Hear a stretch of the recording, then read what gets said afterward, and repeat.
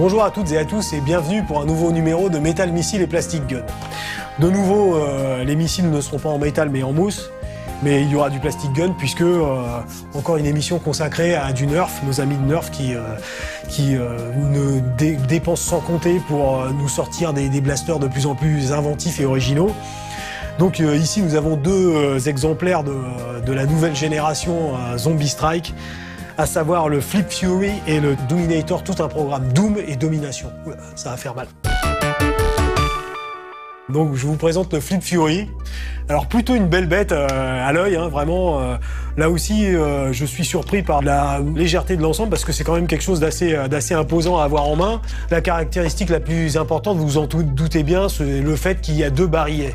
Vous avez donc ici la queue de détente, bien sûr, c'est normal, et vous en avez ici une deuxième qui vous permet de switcher les barillets. C'est-à-dire que quand vous êtes à sec sur le premier barillet qui comporte 6 darts, ben vous pouvez passer sur le deuxième.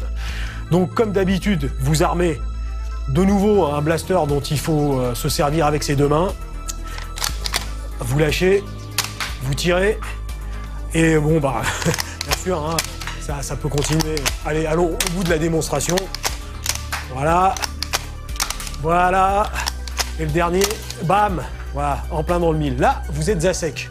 Et là, au miracle de la technologie moderne, vous appuyez sur la deuxième queue de détente, et comme vous avez pu le constater, on peut le refaire à vide, hein, bien sûr.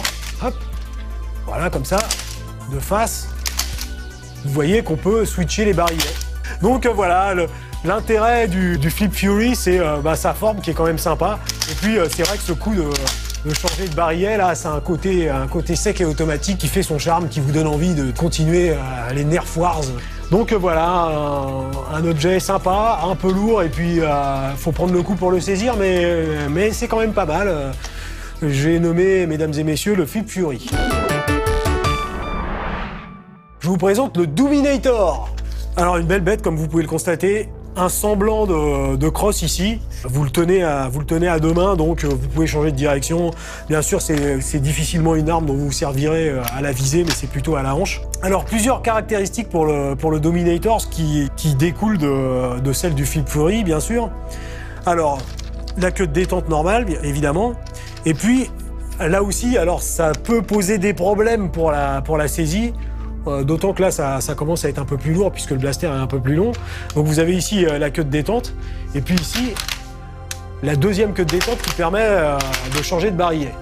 Alors en l'occurrence, là, nous avons 1, 2, 3, 4 barillets, toujours de 6. Donc ça vous donne vraiment une bonne amplitude de munitions pour mitrailler l'adversaire. Là, c'est la poignée avant, bien sûr, qui agit comme une pompe. Donc vous pompez, et le truc c'est que là aussi, selon la taille de vos mains, vous allez peut-être heurter et toucher l'avant du blaster qui contient les barillets. Alors ce qui est intelligent là-dedans, c'est que vous avez la possibilité de dévisser la poignée, et si vous êtes gaucher comme moi, vous pouvez la mettre du côté droit, et si vous êtes droitier, bah, vous pouvez le faire en sens inverse. Donc là, Nerf est quand même une organisation très gentille qui bichonne ses fans. Voilà, vous avez toute l'attitude de vous en servir comme ça vous convient le mieux. Alors moi, c'est de l'autre côté, donc je le mets ici.